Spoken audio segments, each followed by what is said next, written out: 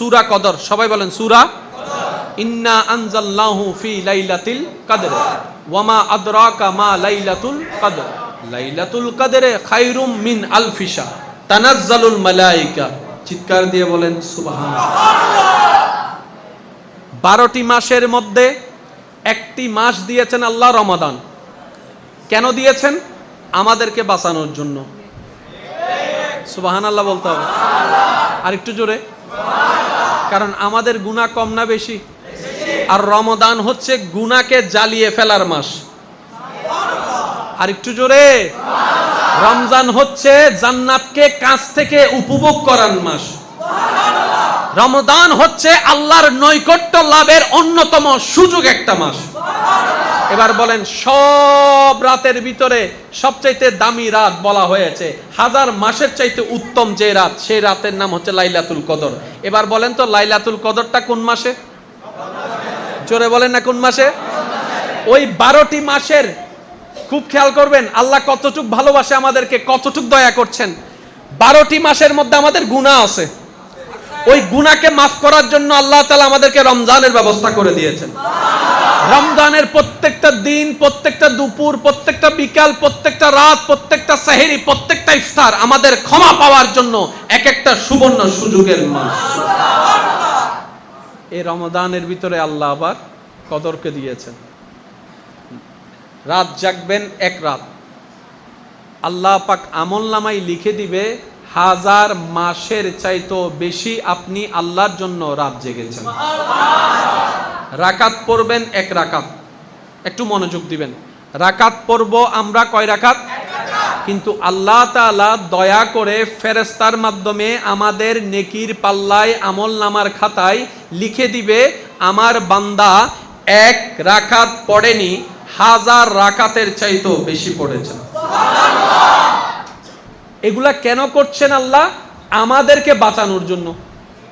কারণ আল্লাহ চাই না কোনো বান্দা জাহান্নামে যাক, আল্লাহ চাই প্রত্যেকটি বান্দা জান্নাতের নিয়ামত অর্জন করুক। সুবহানাল্লাহ। কারণ আল্লাহ তাআলা সৃষ্টি জগতে সবচাইতে যে সৃষ্টিকে বেশি ভালোবেসেছেন, রহমতকে উন্মুক্ত করে দিয়েছেন, সেটার নাম হচ্ছে মানুষ, সেটার নাম হচ্ছে ইনসান। বলেন না সুবহানাল্লাহ। এবার বলেন, এই লাইলাতুল কদরে আমাদের বেশি বেশি করে বাজি ফুটা দরকার আছে, এটা সওয়াবের কাজ না? আর একটু জোরে বলেন না। বেশি বেশি ওই তারাবাজি, তারপরে ফসকে কি কি আছে না কতগুলা বিকট বিকট আওয়াজ করে, এগুলা আতশবাজি, এগুলা ফুটাইলে বেশি বেশি সওয়াব হয়। তাহলে এগুলা গুনার কাজ। এগুলা কিসের কাজ? গুনার কাজ। আমাদেরকে এগুলা থেকে আস্তে আস্তে দূরে আসতে হবে। কারণ আল্লাহর নিয়ামত এইভাবে কখনো অর্জন করা যাবে না। আমি সবার কাছে একটা অনুরোধ করব, যার পক্ষে যতটুক সাধ্য সামর্থ্য আছে, অন্তত আজকে থেকে হলো যতদিন আপনি পারেন, প্রত্যেক দিন আপনার হালাল ইনকামের কিছু অংশ আল্লাহর খুশির জন্য আল্লাহর রাস্তায় দান করার চেষ্টা করবেন। অসহায় বান্দাদেরকে দান করার চেষ্টা করবেন। আর সেটা হবে একমাত্র কার খুশির জন্য? আর একটু জোরে বলেন, কার খুশির জন্য?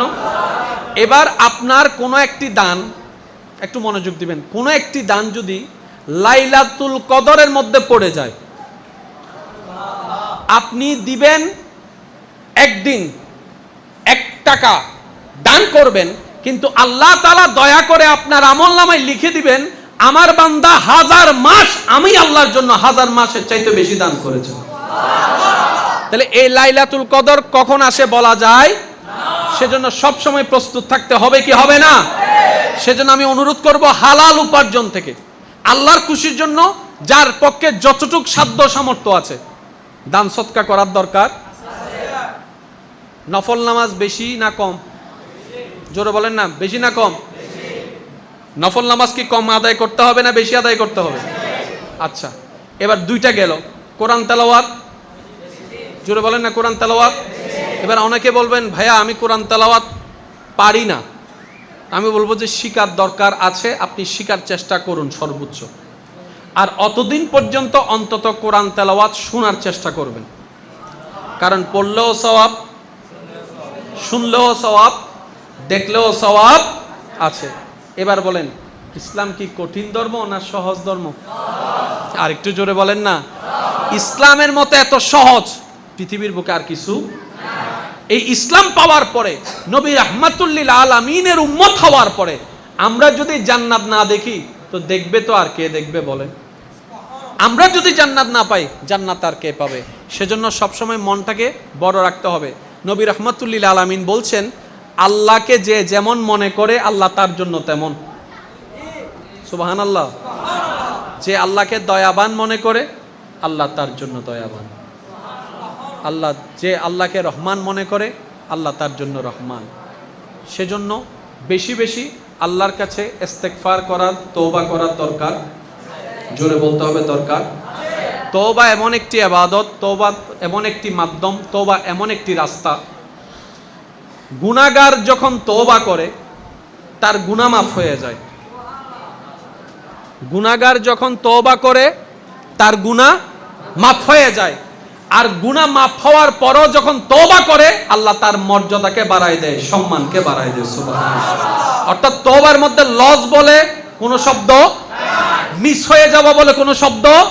আপনি তওবা যেদিকে করবেন, এবার মনে করেন আপনি তওবা করলেন গুনার জন্য, আল্লাহ আপনার গুনাহ তো মাফ করবেন, আপনার রিজিকের মধ্যেও বরকত দান করবেন, আপনার নেকির পাল্লার মধ্যেও বরকত দান করবেন, আপনার জান্নাতের রাস্তাও সহজ করে দিবেন। আপনার আমার দুনিয়াবি যত বিপদ আছে ওই বিপদও আল্লাহ হালকা করে দিবেন এই তওবার মাধ্যমে। এই তওবা করার দরকার আছে। আফসোস আমাদের জন্য, আমরা এত বড় একটা সুবর্ণ সুযোগ রমজান, এত বড় সুবর্ণ সুযোগ তওবা, এগুলা পাওয়ার পরও কাজে লাগানোর মতো কাজে লাগাইতে জানি না। তো সেজন্য আমি সবার কাছে প্রায় সময় অনুরোধ করি, আজকে অনুরোধটা করি, আপনাদের কাছ থেকে বিদায় নিচ্ছি। যার পক্ষে সম্ভব হবে রাত্রে ঘুমানোর আগে অজু করে শোয়ার চেষ্টা করবেন। ইনশাল্লাহ কি বলা যাবে? রাত্রে ঘুমানোর আগে যার পক্ষে সম্ভব অজু করে শোয়ার চেষ্টা করবেন। সমস্ত কাজ যখন শেষ হয়ে যাবে, আপনি ঘুমের জগতে যাওয়ার জন্য প্রস্তুতি নেবেন, তখন আপনার পাশে যতই যায় থাকুক আপনি ছাড়া কিন্তু আর কেউ নাই। আপনি ঘুমের দেশে যখন থাকেন, আপনার পাশে যতই যে থাকুক না কেন আপনি কিন্তু একা। এবার আপনি যখন ঘুমের জগতে যাবেন, এমন একটা জগতে যেখানে আপনি ছাড়া কেউ নাই, আর আছেন কে? আল্লাহ। আপনি ওই সময়টুকু কাজে লাগিয়ে রবের দরবারে তওবার মাধ্যমে হাজিরা দেওয়ার চেষ্টা করবেন। প্রত্যেকদিন রাতে এই অভ্যাসটুকু করার চেষ্টা করেন। এবার আপনার অজু হয়ে গেল, তওবাও হয়ে গেল। এবার আপনি নবীর উপর যে হকটুকু আমাদের আছে, নবীর উপর দরুদ পড়া, সময়ের ব্যস্ততার কারণে হয়তো আমাদের তেমন হয়ে ওঠে না, কিন্তু হাসরের ময়দানে এগুলার হিসাব দিতে হবে। তাই সবার কাছে অনুরোধ করি, অন্তর থেকে সর্বোচ্চ শ্রদ্ধা ভালোবাসা নিয়ে নবীর প্রতি যতবার পারেন ভালোবাসা নিয়ে দরুদ পড়ার চেষ্টা করবেন। সুবহানাল্লাহ।